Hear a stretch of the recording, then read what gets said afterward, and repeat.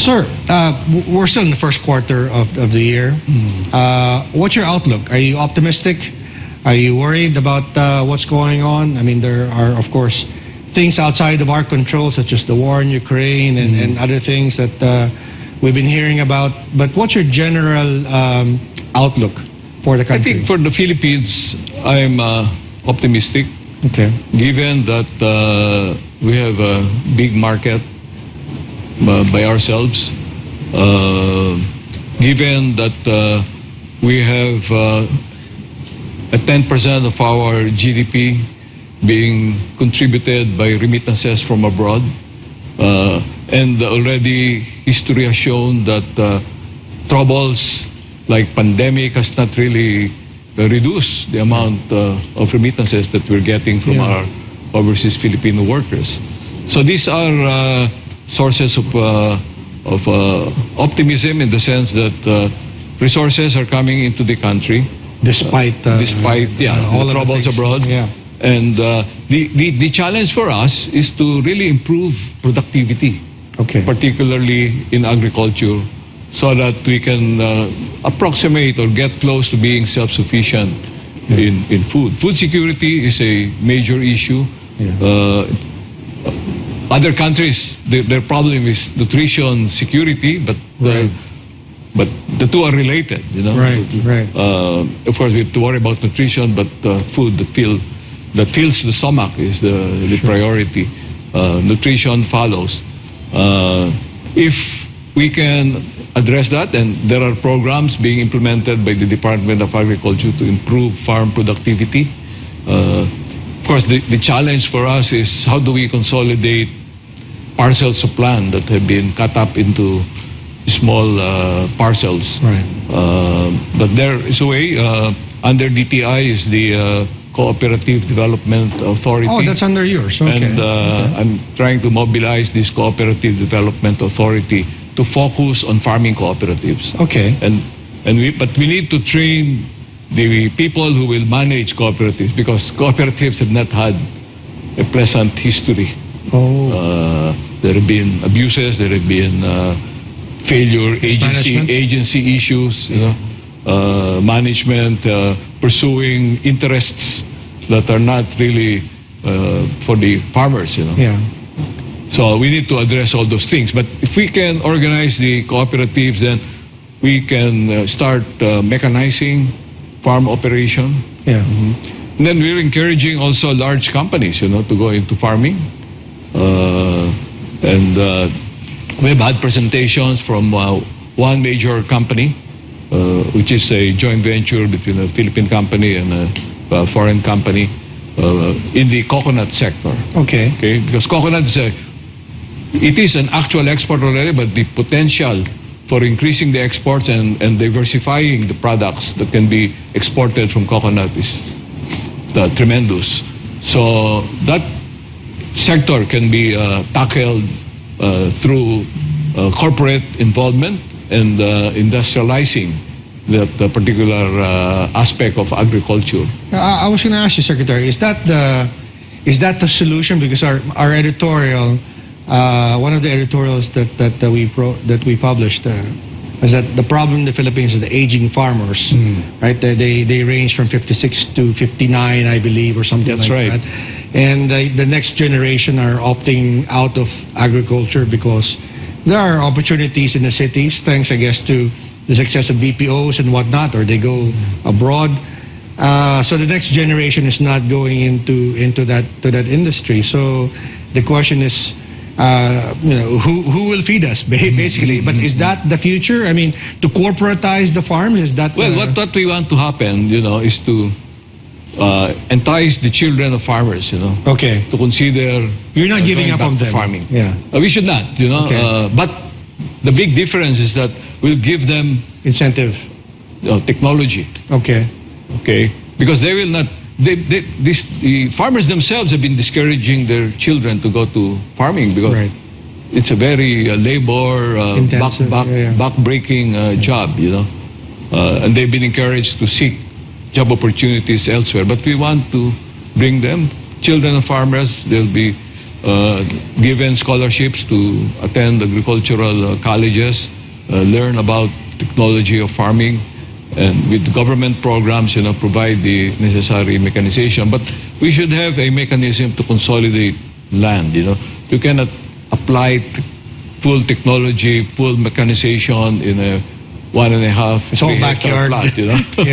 Yeah. Simply no economies there. Yeah. Okay. Yeah. So there are ways, as I said, through cooperatives, through leasing, and people getting together. It can be done.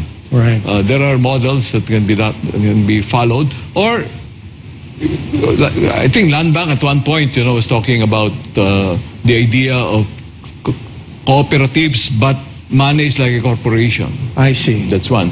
Or maybe a corporate entity could, lease land from the farmers, employ the farmers, and run the operation. Right. Right. There are various structures that can be explored. Right. Could you elaborate a little bit on what DTI's role is? And I didn't realize that you had such a big role to play. You mentioned the cooperatives, and you're mentioning talking to all of these investors who are looking to look at really plantation style operations in the Philippines. But could you elaborate on what else DTI is doing in helping revive agriculture? Are there other things that you're preoccupied with? Yeah, I proposed, and we have an agreement that after the farm gate, DTI becomes responsible for streamlining the supply chain. Okay. So we're addressing that. Okay. And we are working in partnership with DOTR, DPWH. Yeah. We need a cold storage chain, for example, Okay. so that farmers will not be beholden to traders who would buy the products upon harvest, Right. because the farmers cannot keep their harvest, no storage. Right. So I was already talking with our officials that for 2024, we'll get more allocation for doing cold storage chain and other facilities to take care of the harvests of our farmers. So are you looking to, is the government looking to operate these facilities, or are you looking at maybe providing the financing so that the farmers can buy these storage facilities? These Yeah, various machinery? combination. Okay. If there are organized cooperatives, the cooperatives can be asked to manage cold storage or other farm produce storage with funding from the government. Okay. Government can go into PPP with private entity. Okay. We will set up a chain of cold storage and other facilities. Right. So there are various schemes that we are exploring. Right. You come from education, the education sector. You mentioned also encouraging younger Filipinos to study agriculture again. That enrollment has been declining something like 1.5% a year before the pandemic. I guess because, as we've been talking about, they're going into other fields. But I guess if you could put your educator's hat on, what can be done? I mean, is scholarships, is that the only thing, or do we have to really rethink agriculture altogether? Yeah, it has to be a holistic view, The problem with the colleges in the past, they will train agriculturists, and then after they graduate, What? gone, Yeah.